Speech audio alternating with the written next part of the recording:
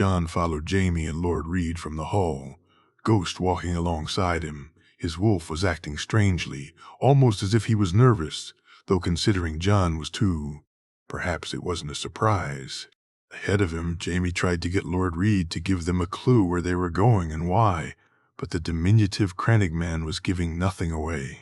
They walked from the new castle itself, down into the city streets, Ghost beside him drawing stairs, though for some reason the wolf was on his best behavior.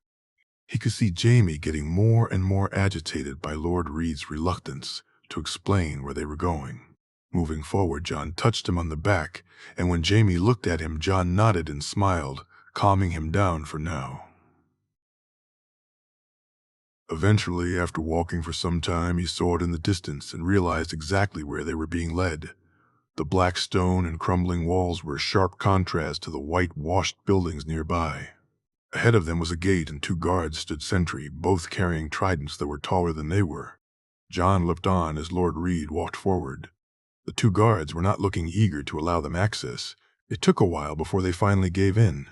"Follow me," Lord Reed said, his first words to him since he'd come to them while they were breaking their fast. "What's this about?" Jamie asked, his annoyance clear. "All in good time, my lord. There's a place inside where we can speak freely." Jamie shook his head, but both he and John followed the lord into the wolf's den itself. John was in awe as he looked around. For centuries, this fortress had held the white knife from raiders. Though just like Moat Cailin, it had fallen into disrepair, it was still clear just how impressive this would have looked at one time.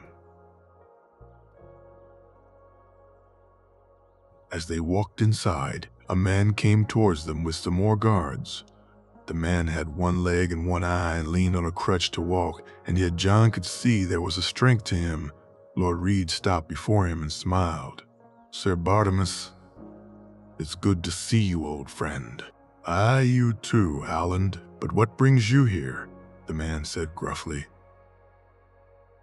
though not without a hint of fondness. "I wish to pray in the Godswood. My companions too."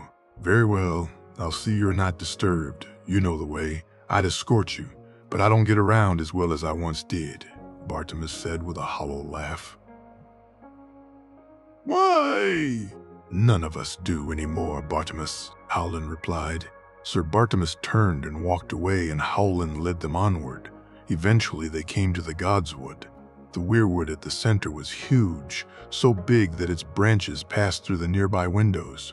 The face carved into the tree leaked.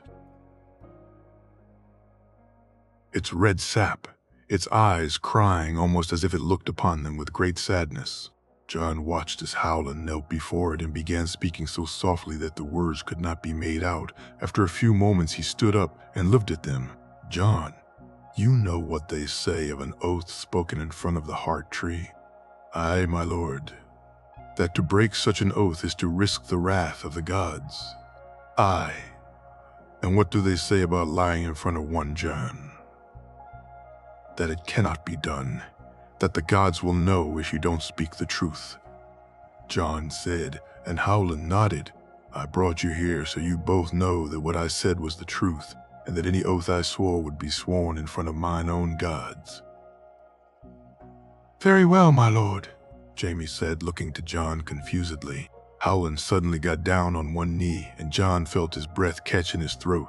He felt his heartbeat race, and his chest grew heavy. Ghost immediately came to him, and John reached his hand into the wolf's fur, feeling the lightness return almost at once. "I swear myself to the one true king, Jaehaerys Targaryen, the 3rd of his name. I shall offer my counsel, my sword, my fealty to he above all others. I do this in the name of the old gods, the true gods, and let them strike me down should I fail to honor this oath or fail to speak the truth this day." John looked on, stunned, a feeling that Jamie seemed to be matching. He had never expected this, had thought perhaps that he may, if luck was with him, hear tell of his mother from Lord Reed, that the story of how his mother and the Crannigman met at Harrenhal could perhaps be related to him, even if the nature of his relationship with her was considered more a nephew than a son. But knowing that Lord Reed knew the full truth opened up so many questions in his mind, so many possibilities that he was actually dumbstruck. "My lord, please rise. I don't know what to say." "Will you accept my fealty, my king?" "I will, my lord, with great honor and humility," John said, and watched the smile appear on Lord Reed's face as he rose. "No doubt you have many questions." "John, you too, Lord Jaime. I suggest you take a seat. We may be here some time. There is much you both need to know." The three of them looked around the heart tree for somewhere to sit, Jaime looking at Lord Reed with suspicion still, something John found surprising. Why, if the Lord had pledged to him, was Jaime not overjoyed? What was it he wasn't seeing here? It took him a few moments to figure it out, and when he did, he too began to look at Lord Reed the same way. "My lord, how did you know Lord Jaime knew the truth?" John asked, and noticed Jaime nod to him, thankfully asked the question on both their minds. "Ever since Lord Jaime asked for you to be his squire, I've wondered why he did so. John, wondered why he'd take a northern lad as a squire. No doubt you're talented, and what you've achieved since you've gone west is incredible. But that still doesn't answer why Lord Jaime Lannister would take the bastard of Winterfell as a squire. Forgive me for calling you that, John." "It's fine, my lord." John waved off the apology with a shake of his head. "So I watched and waited, and last night and today I saw it. How Lord Jaime looks when someone unknown comes to speak to you. How he almost bristles when someone looks as if they may disrespect you. When I asked to speak to you both, it was you, John, who gave Lord Jaime a nod. Here as we walked to this place, it was you who did the same. Why would the Warden of the West be taking orders from his squire?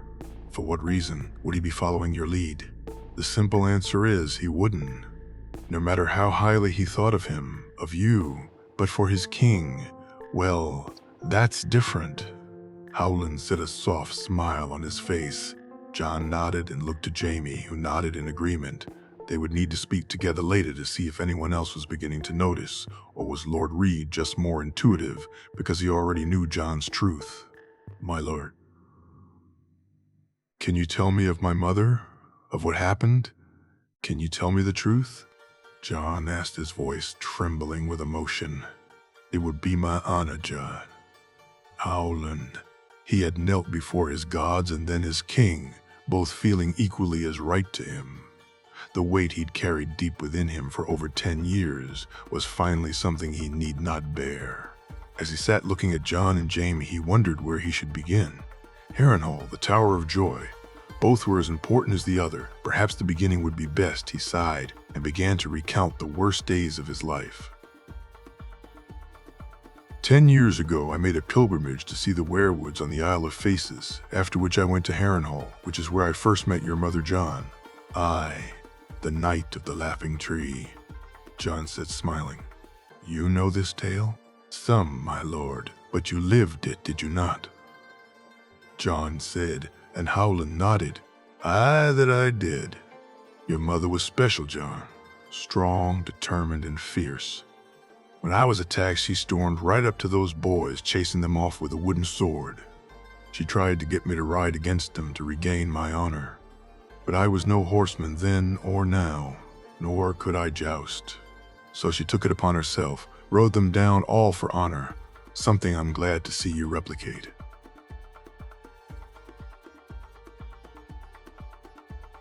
"You heard of the joust?"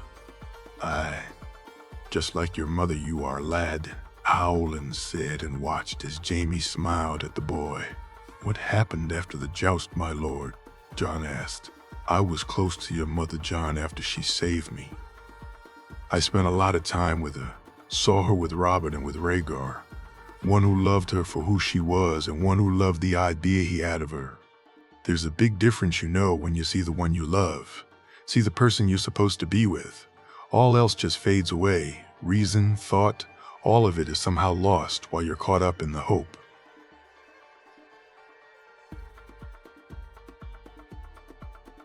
The hope? The hope? Jamie asked, a curious look on his face. Of what's to come. My lord, the hope of what's to come. Nothing else makes us hope so much as love. It makes us see things we had not dared to dream before. I felt it when I first saw my Gianna. I believe your father and mother felt it when they saw each other for the first time, John. He took a breath as he watched both Jamie and John sit with differing looks on their face, both of them picturing or perhaps trying to imagine what he was saying. What about Robert, my lord? John asked. He never loved your mother, John. Despite what he said at Harrenhal, he shamed her more than once. Not for the first time, I learned later, but your mother was not one to accept such a thing, so she did not. I do not know when she first told him, but I do know she did. She would not marry him no matter what. I do know he did not take it well. Did he? John asked, his hands trembling. No, John. Not that I know of. Had he done so, he'd have never left Harrenhal alive. Brandon may have been wild and Ned quiet, but had he laid a hand on your mother, they'd have killed him. Howland watched as Jamie reached his hand out to hold the boy's shoulder before John nodded for him to continue. Over the course of the tourney, your parents fell completely in love. John? I do not know of the details. There's only one man alive who does. But I know they met often and in secret, and when I'd look at them well, I've never seen a man or woman look so happy. What happened after the tourney?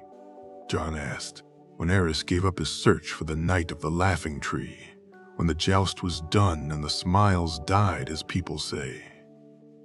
Though they forget to mention the smiles on your mother's face or your father's. People can call them foolish if they want, but not to me. Not when I'm present. I'll not have them speak of those they did not know. When we left to travel home, your mother was different. She was happier, though she spoke to no one of what had occurred between Rhaegar and her. Had she done so? Howland said, and had to stop to brush a tear from his eye. Do you need some water, my lord? John asked, moving towards him. No thanks, John. I'm good. Where was I? You were heading back home, my lord. True. Aye. We traveled and parted at Moat. Kaelin and I went back to the life I'd had before, until the news came from King's Landing and the banners were called. You didn't know of the kidnapping? Jamie asked. There was no kidnapping, Howland said loudly. I know. I meant you hadn't heard of Lady Lyanna's disappearance. Oh no, my lord, not. Then it wasn't until later I found out. The war had started though, and we were in the thick of it. Nothing about your mother would have helped them. Ned was lost in grief. You see, so when I tried to speak to him, he would not hear of it, which I can understand. He should have listened, perhaps then, John said. Oh! No, John.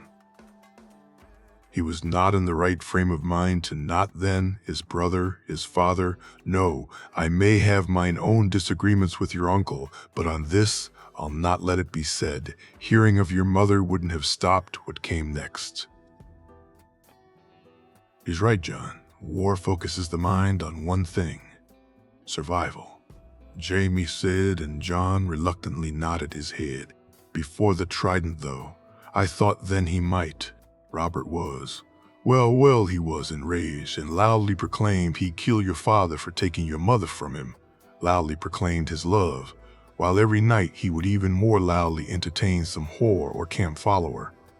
Howland said, his disgust clear in his voice. He did that, while claiming to love my mother. He did that. John stood up, and Howland watched in shock as he began to punch and kick the heart tree in his rage, the red sap flowing freely as he did so. He moved to stop him, but Lord Jamie held his hand out and walked to the boy, grabbing him tightly. He watched as John's punches grew softer against Jamie's chest before finally stopping. The two standing there together, Jamie speaking softly as he held the boy close. It took a few more moments before they returned, and John sat down once again. I apologize, my lord. I shouldn't have. John said, and Howland nodded, knowing he wished to speak no more of it. I tried to get Ned to parley, tried to explain there was no way your mother would have been taken, even tried to explain that I believed them to be in love. But even if Ned was willing to think on it, Robert and John Aaron were not. After I was doing speaking to him, then they would start, and by the end, it was pointless. The story was written, and not one of us had the power to change it. You know what happened next, and there's no point in repeating it here. Nor shall I speak of King's Landing, not now. Other than to say, after what happened in the throne room, your uncle's eyes opened regarding Robert. When we were sent to break the siege, he had all but decided never to speak to the man again. When we heard your mother was in Dorne, it filled us with a sense of purpose. We could at least bring her home, but when we got there, we found we were too late. Jaime. He felt the emotions of his king as keenly as if they were his own. His anger, his rage, his helplessness, as the Crannogman laid out secrets that he had thought forever lost. He had known Robert to treat his sister with contempt, to lay with serving wenches, whores, and any who took his fancy. He had known of his fathering a bastard in the Vale, and another at Storm's End, but that he was acting the same with Lady Lyanna was a shock to him. He remembered all the times he'd heard the drunk king claim her as the love of his life. Yet he was the same as always, even with her. It angered him all the more for some reason. Despite his own feelings toward his sister, he had perhaps accepted that Cersei had no chance to compete with a dead woman. But now, knowing that none could compete with Robert's own appetites, it had angered him greatly. Though whence compared to Jon's, his anger was a small, brief thing. He had never seen the boy this way. Jumping up. He'd stopped Lord Reed from going to his king. As he held the boy tightly, he could feel the sobs against his chest, the emotions forcing him to take deep breaths just to stay composed. How could he? How could he? John's voice was muffled against his chest. Let it out, John. Just let it out. When he calmed down, Jaime walked with him back to Howland Reed and listened on as the rest of the tale was told. It wasn't until he got to speaking of Dorne, though, that Jaime's interest in what was being said perked up.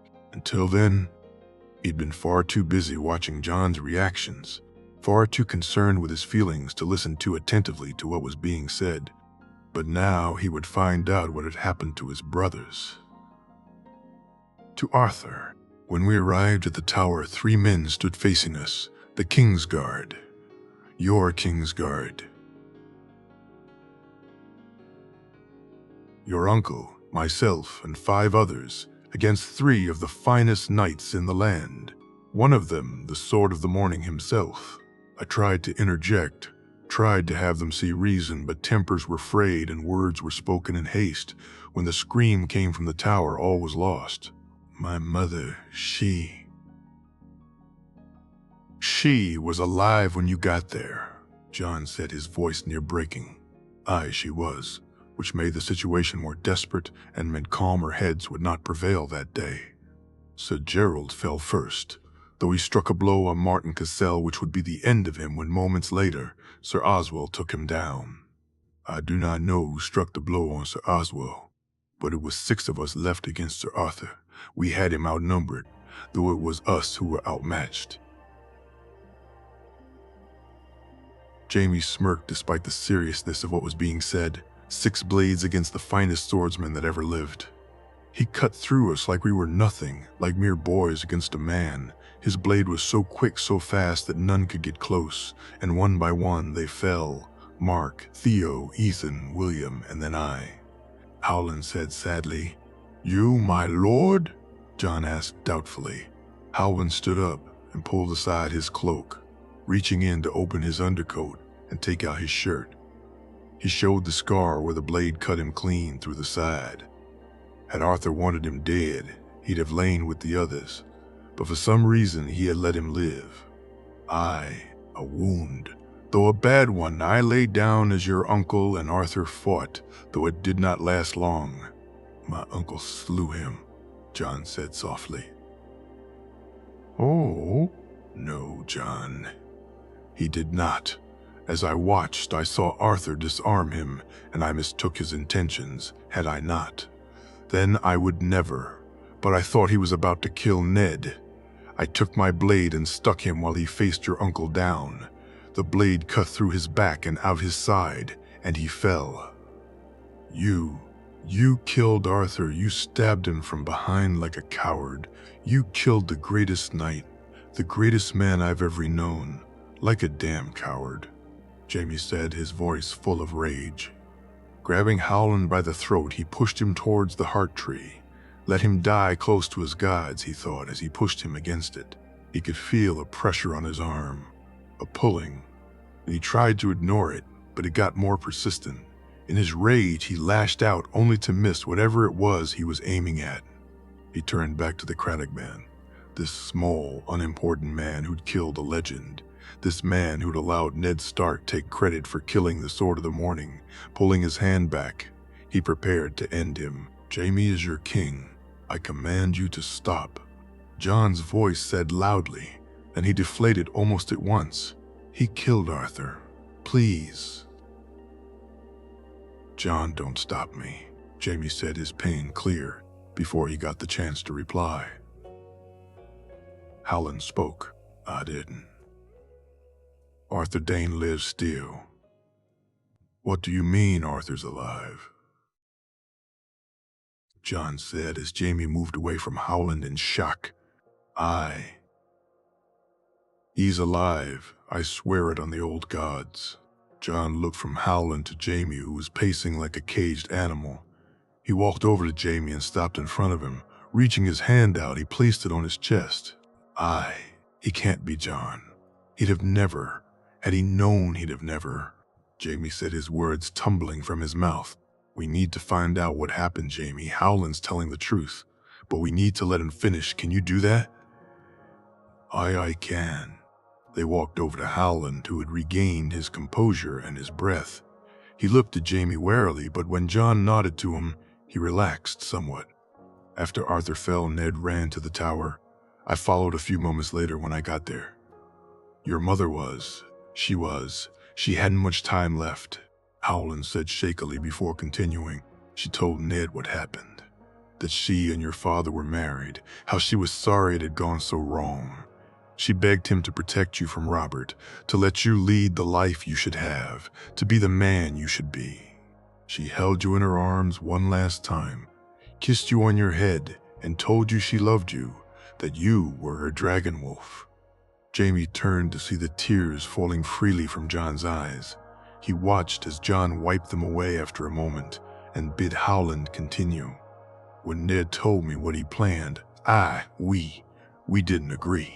I wanted to take you back to Greywater Watch. You'd have been safe there. We could have. It doesn't matter. He was your uncle and my liege, so he made me swear not to speak of it, and I did not until now.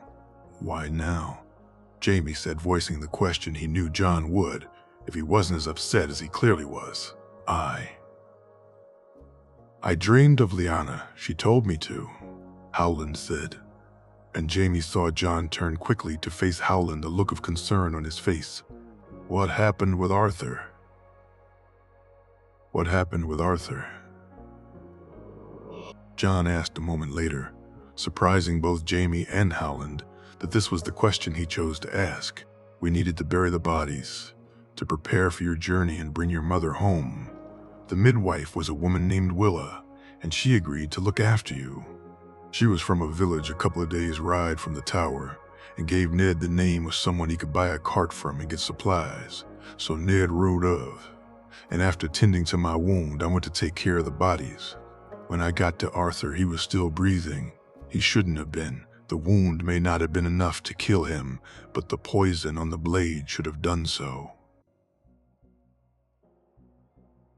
You used poison? Jaime said angrily. Look at me, Lord Jaime. How am I supposed to beat a knight? You're damn right I used poison, and I'd use it again. Word of honor, my lord. Jon asked, what use is honor if you're dead?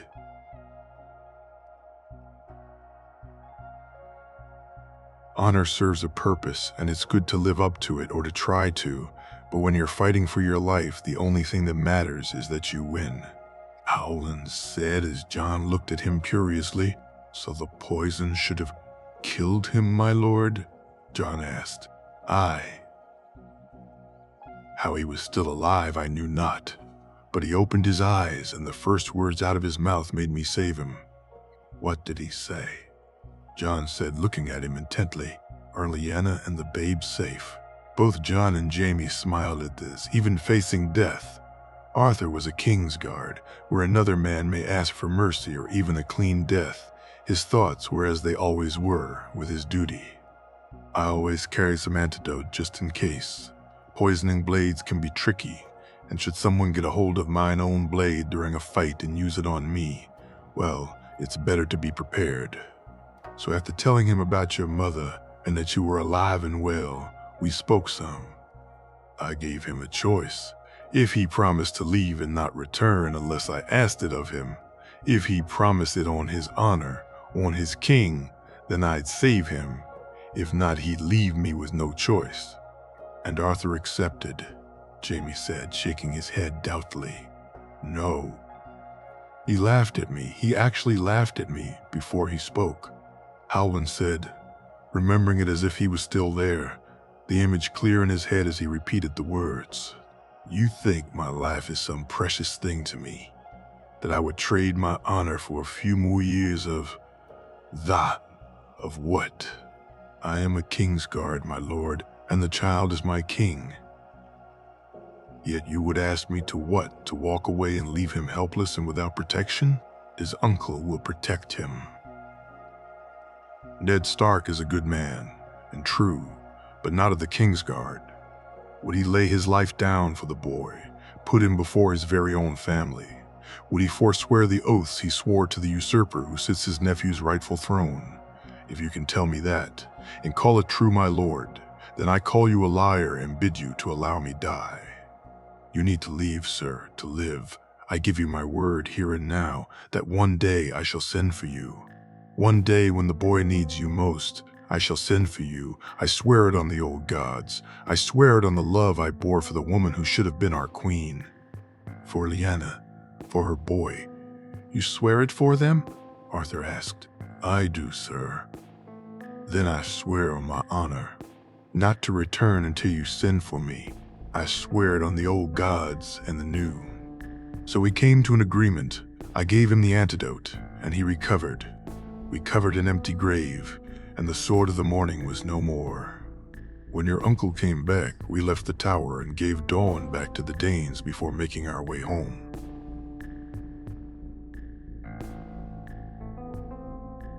So where is Arthur? Jamie asked. Volantis. You can contact him, John said. Oh! I can. Should I? John looked to Jamie. He nodded. Aye. Tell him it's time to come home. His king has need of him, John said. Oh! Wyman. This day had been strange, to say the least. After waking, he went to break his fast, only to find Lord Jamie and John had gone off somewhere with Howland, and that Loras and the Mormonts had gone on a shopping spree of all things. Luckily, his granddaughters and sons were still there, which gave him an opportunity to speak to them about Jon Snow. Sitting at the table, though he knew that this would not be the place for the talk he wished, the hall, while not full, still had far too many eyes and ears, so he instead spoke far more simply than he wished. Did you enjoy the feast last night, girls? Aye, we did. Grandfather, the dancing was most fun. Willa said, her ever-present smirk on her face. What about you, Winifred? He asked, noticing his other granddaughter was a little quieter. I did. It was fine, Grandfather. Winifred. He looked at her questioningly. It's nothing, Grandfather.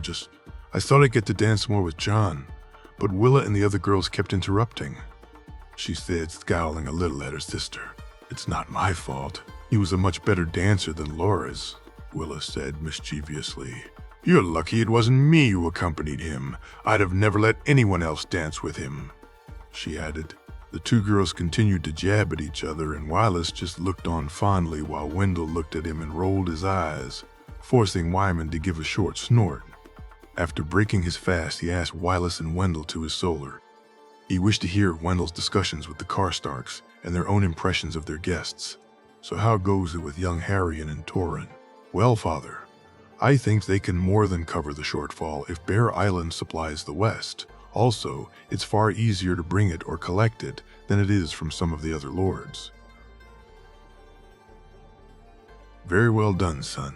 The quicker turnaround in delivery will help reduce costs. This could work out very well indeed. I think Winifred may have taken a liking to young John. Wylis said with a smirk. What think you of the match? Wyman asked, raising an eyebrow. If he was true-born, I'd be all for it immediately. Even with his base-born status, it would be an interesting match, though perhaps Lord Robb is a better choice, father.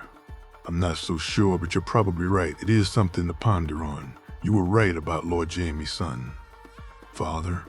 Wendell said, confused. Aye, he dotes on the boy. It's far more than squire and knight. He looks on the lad as if he was his own, Wyman said, and both his sons nodded in agreement. Will you speak to him about Lord Stark and Lady Catelyn? Wylis asked. Aye, he should know what he's heading into. Given what happened with her brother, the lad may face an even more hostile reception. Should I accompany them, father? I could let Lord Stark know what happened. Wendell asked. No, son. I want to find out how Ned reacts. Let's wait and see for now. His sons looked at him trying to figure out his mind, but Wyman was far too practiced for that. His liege had disappointed him enough in relation to the lad. Let's see if he took his wife's side on this also. He would warn Lord Jaime and let him know what to expect. But he was interested to find out if everything John had done would be appreciated by his father. The boy had helped the North out greatly. His father should be proud of him, just like he was with his own sons. Loras. Watching as John and Jaime left with Lord Reed, Loras felt a little left out, though soon enough he had another person to occupy his mind. His aunt and her husband had arrived and sat down at the table, his aunt seemingly in better spirits than she had been as she ate ravenously at the table. The small smile she gave him warmed his heart and made his thoughts of being alone feel lessened. On your own this morning, lad? Sir Jorah asked. Aye, Lord Jaime and John have gone off with Mira and Jojen's father. I'm sorry I can't remember his name, he said apologetically to the girl sitting across from him beside her brother. Howland. My father's name is Howland, Loras, Mira said with a smile. So you've nothing to do then? Izan asked. No, not for some time anyway. How about you accompany me to the seamstress? I know you've ordered a new cloak, but perhaps we can find some other items for you to wear. Aye, I'd like that, Loras said, smiling. They finished breaking their fast, and he, Lindsay, Lady Dacey, her sisters, and Mira made their way to some of the shops and stalls in the center of White Harbor. He was surprised to pass a clearly worried Jors and Aliers, who he had thought had gone with Jaime and John. Seeing him, they quickly came over. Have you seen John, Loras? Jor said. Aye, he and Lord Jaime went off with Lord Howland, Loras said. Lord Reed, Loras, Mira said with a smirk. Sorry, I mean Lord Reed. I'm not sure where they went though. Do you know Mira? I don't. But Ghost was with them, and they'll be back shortly. You have no need to worry for them. Not here. Jors and Aliers nodded, though Mira's words clearly had not had the desired effect, and Loras was tempted to go with them looking for John and Jaime, but his aunt grabbed his arm and left him in no doubt she wouldn't appreciate it. For the rest of the day they had gone to shop after shop, stall after stall. Loras was glad in the end that John wasn't with them. Had he been then, he'd now be carrying even more packages. He had been surprised at the quality of clothing available. While his new cloak was still a few days from being ready, he had found some new boots, some warm doublets, and some breeches that were far warmer than his own. Some of the clothing needed to be altered, but he was glad he had found warmer clothes, and that they were in his family colors had been a surprise. His aunt had bought him a beautiful belt for him to hang his sword from, its red leather and green inserts appealing to his more colorful taste. "I'm very glad to spend this time with you, nephew," his aunt said, handing him the belt. "Me too. I had feared once you went north, you'd rarely be seen again, Aunt," Loris jepped. Me too. I'm glad for the chance to visit with family, though not too many make the visit to Bear Island," she said sadly. "Perhaps when the work is done with the docks, it may become easier, with regular journeys by the Pinnacle. Ships, maybe they could stop off in Old Town," Loris said, smiling. "I hadn't thought of that, you're right. That's an excellent idea, nephew," his aunt said, giving him a hug. "What are you two so happy about?" Daisy asked. "Loris just had a great idea. He was telling me once things are up and running with the trade deal. We'll be part of a trade route down the coast. Bear Island to Old Town could be done in half the time with the Pinnacle ships." "Aye. A trip from Lannisport to Bear Island even quicker," Loris said, and noticed the look his aunt gave Daisy. "Do you think Lord Jaime would allow for passengers on a trade shipment?" his aunt asked. "I can bring it up with him. I can't see why he wouldn't," Loris said, glad he could be of use. "Do you hear that, Daisy? We could be having regular visits between Lannisport and Bear Island soon," his aunt said. And Loris looked on as Daisy gave her an odd look. Before he could figure out what he was missing, Mira and Daisy's two sisters came back from their own little shopping adventure. All three girls, having no interest in buying clothing, had instead rushed to the nearest smithy, something Loris was now jealous he had not. Mira was holding a long dirk in her hands, while the two Mormont sisters were both holding daggers. The quality was far better than he expected. "Look at this, Dace, isn't it beautiful?" Jory, the youngest of Daisy's sisters, said. "Mine is prettier," Lyra said beside her. "They're both pretty, but I'd take Mira's dirk over both of them," Daisy said, and the dark-haired girl smiled. "Aye," Mira said, and Laura smirked at the quick move she made while holding it in her hand. Woe to the fool who thought any of these women were easy pickings, he thought, as he looked at the northern ladies. They began to walk back to the new castle, and he was happy to see the white wolf running towards him, its tongue sticking out. It licked his hand before doing the same to each of the others. Surprisingly, even when John and Jaime and Lord Reed arrived, the wolf sat beside his aunt and only moved on when she did, John looking at the wolf confusedly. "So what have you been up to?" he said, turning to John. "Nothing much, Aim. Can we talk later, you and I?" John said. And Loris nodded, the strange look his friend was giving him filling him with concern. Jon Snow was more than he expected. While not trained, his control over his direwolf was very impressive. The connection the two had stronger than he had thought it would be. Just passing the two, he could feel the strength of their bond, but still, it was almost as if it was muted somehow. When the dream came telling him to come here, he wasn't sure what to expect. Sometimes he received it perfectly clearly. Others, it was only part of the puzzle. With this one, it was simple. Go to White Harbor and meet Jon Snow.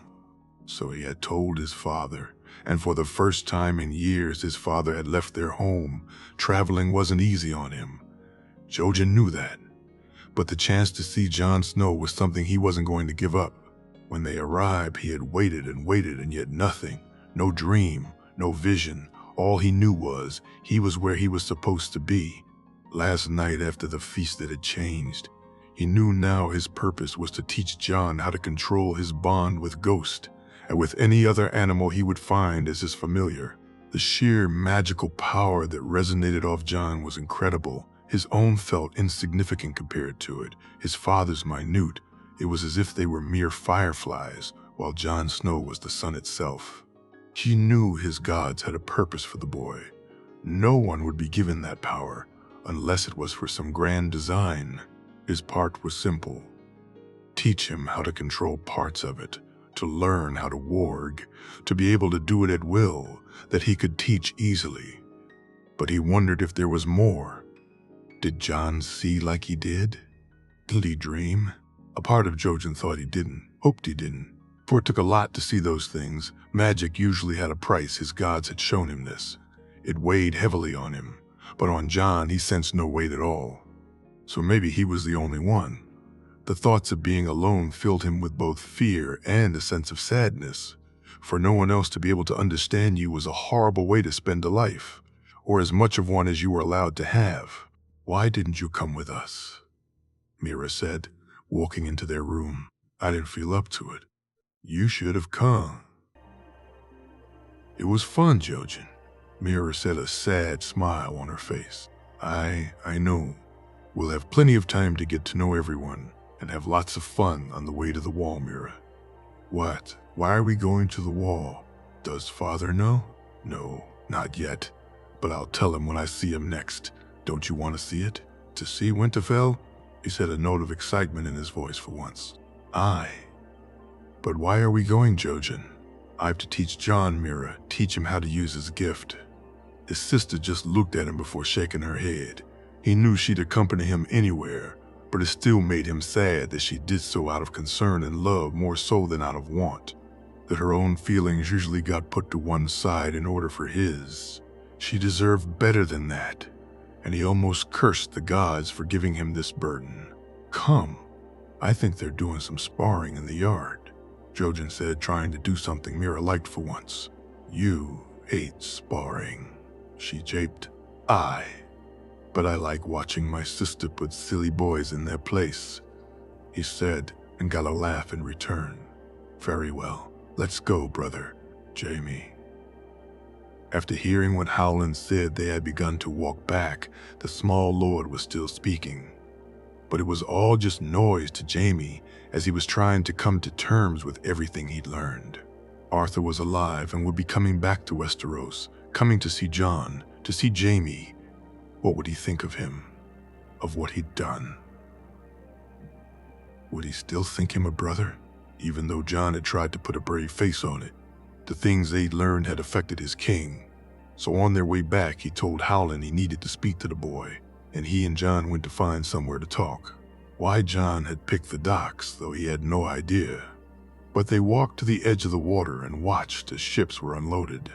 The Lion's Roar had been joined in the largest section of the dock by the Manderley flagship, the Western Wolf. They walked over to the ship to take a look at it, and Jon smiled at the White Wolf figurehead, though a slightly different take on the same idea, due no doubt to different builders. To see it close to their own pinnacle ship was to see two sister ships, identical but different, like two sides of a coin. They walked past it and came to the outskirts of the Manderley shipbuilders. They could see the frame of another pinnacle ship and one further along. In its building, Jon stood looking quietly for a moment before he turned to him. "Secrets, my lord." Jon said, "What?" "You were about to ask me what I was thinking of," Jon said with a small smile. "How did you know that?" "Because if you hadn't been, then I would have asked you, my lord," Jon said, and he laughed. How are you feeling, Jon?" "I'm good, I think." "You?" "Tired," Jaime said, and Jon laughed again. "Why do you think they did it?" "My lord, why not tell everyone from the start? Why hide it? Your grandfather would never have accepted it, Jon. Robert would never have accepted it," Jaime said, and noticed how Jon cringed at the mention of Robert. "I can't understand it. Can't get my head around it. Secrets and lies, secrets and lies. My life was torn from me because of damn secrets and lies," Jon said, his voice rising as he spoke. "No more. You hear me, no more." "Jon, I don't. What are you saying?" "I can't do it, Jaime. I can't lie to people I care about. Not anymore. I know there are those we can't tell. I know the time isn't right. But Laura's, Marjorie, I can't. I just can't," Jon said, holding his head in his hands. "Look at me, Jon. Look at me," Jaime said, and Jon turned to him. "You are my king. I follow your wishes. Do you want to tell them?" "I do. I need to, Jaime." Then I'm ready to face what comes next. You have my support, my king, now and always." For the second time that day, Jaime found himself hugged by his king, this time less angry and emotional than the last. Yet he felt it the same. This was what he was supposed to be, the support his king needed. They stood there for a few moments before Jon looked to him, and they began to walk back. He could see the weight had been removed. When they had finally met back up with Loras and caught back up with Ghost, who had run off as soon as they left the wolf's den, Jon looked to him and he nodded, and they all made their way back to the new castle. He walked in silence next to his squires. He could see Daisy out of the corner of his eye and smiled at her, which Jon caught with a smirk. When they arrived at the keep, he was surprised to see Sir Wylus waiting for him. "My lord, my father wishes a word if he may." The last thing he wanted to do after the day he'd had was speak to Lord Wyman. He enjoyed the man's company, but his head was pounding and thoughts of Arthur and the future wouldn't leave his mind. But he nodded and watched as Jon, Loras, and Daisy and her sisters walked to the sparring yard, something he now wished he could go to see. Instead, though, he followed Sir Wylus through the corridors before coming to a room where two large men holding tridents stood guard. Lord Manderley Sola was a large room even bigger than his own at Casterly Rock, seated at he table in front of him. The large Lord of White Harbor greeted him with a smile. He nodded and took the offered seat. Within moments, a serving girl arrived carrying a plate of breaded crabs and some wine. He barely ate, but found the wine very welcoming. "My lord, I wanted to take the opportunity to thank you. The business we share has contributed greatly to my city, and you and young Jon and your brother Tyrion is it." "Aye, my lord. All of you have been. Greet friends to my house and to the north." "You're welcome, my lord. We benefited greatly also," Jaime said, nodding while taking another drink of the wine. "I believe after this you're off to the Wall, and then to Winterfell, is that right?" "Aye, my lord, it is." "May I ask, why the Wall?" "Jon wishes to see his uncle. He felt it would be wrong to come to the north and not visit him. And while we could have tried to have him meet us in Winterfell, maybe his duties wouldn't have allowed the visit." "I see. The reason I wish to speak to you, Lord Jaime, is about Winterfell, about the reception you, or more precisely young Jon, may get when you get there." Wyman said, "Is this about the fish?" Jaime said. Wyman laughed. "It is, my lord. I visited there some time ago while I was speaking to Lord Stark. Lady Catelyn came in shouting about how Jon was going to steal Winterfell from her son and how he lad couldn't be trusted. Only she didn't call him lad, did she, Lord Wyman?" "No, she did not," Wyman sighed. "I fear with her attitude and with what happened in King's Landing, she may not welcome Jon how he may expect." "And Lord Stark?" Jaime asked, raising his eyebrows slightly. "May not welcome him as fondly as he may hope." "I see. I thank you, my lord. I shall think on this. He's a good lad. He deserves better," Wyman said with a soft smile.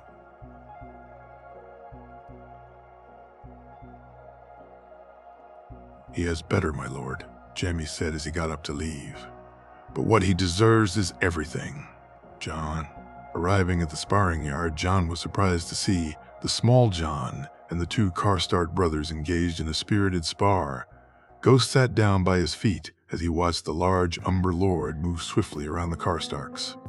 When he saw he had an audience, though he began to show off, began trying to embarrass the two brothers, something which backfired when Ghost popped his head up to stare at him, watching as the small Jon took a step backwards, inadvertently leaving an opening, and then being caught with a blow from both brothers. Soon had everyone other than the heir to Last Hearth laughing riotously. "Damn." "Jon, can you keep your wolf away from the sparring yard?" the small Jon said, grimacing.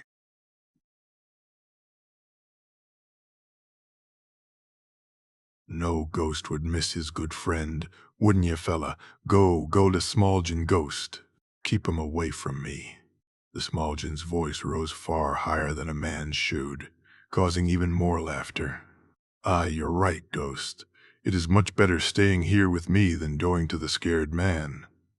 After the Smallgen had calmed and they were joined by Mira and Jojen Reed, the two youngest Mormont girls decided to try their luck against the Karstark brothers. Laura stood beside him as they watched a nervous look on his face.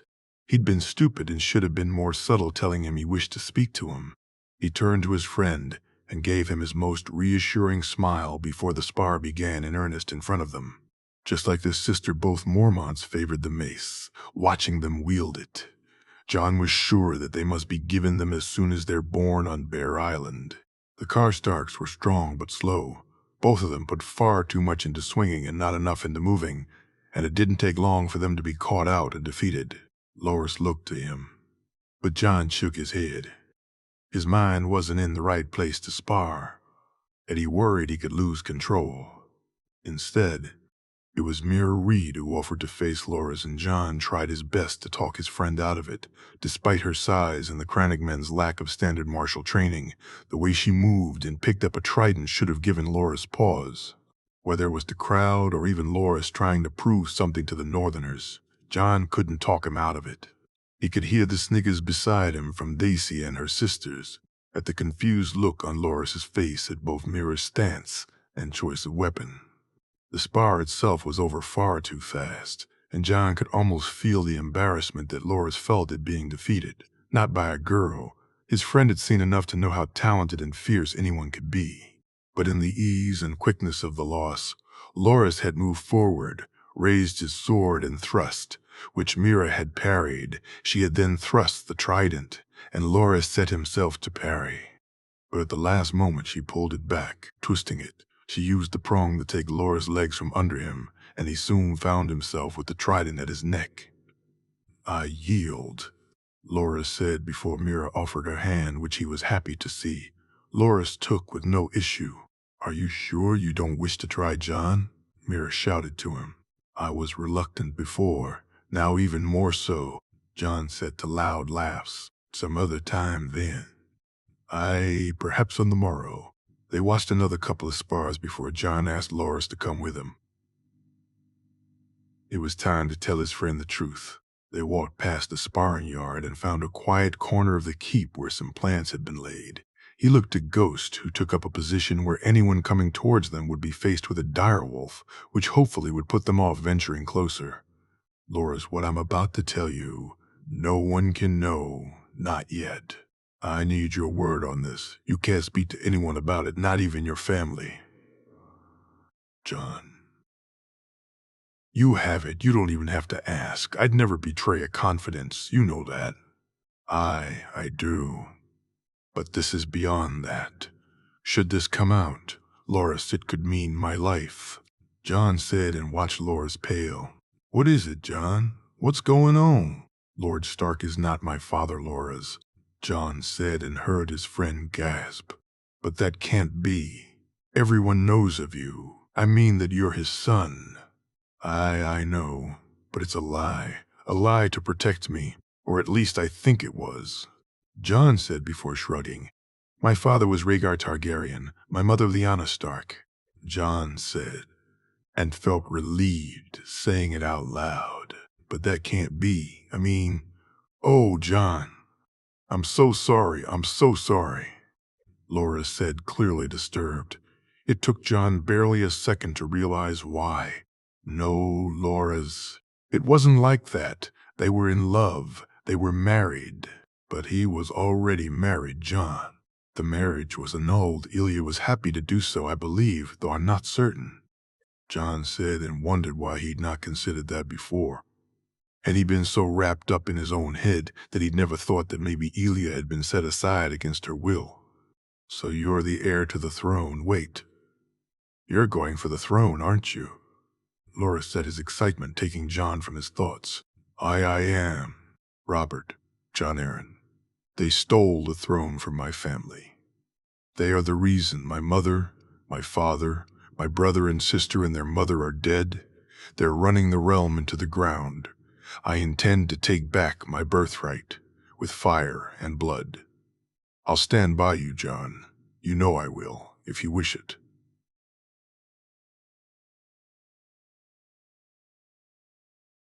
Loris said softly. You're my friend, Loris. I need you with me, John said. Bo! Loris began to get down to one knee, but John stopped him. Please.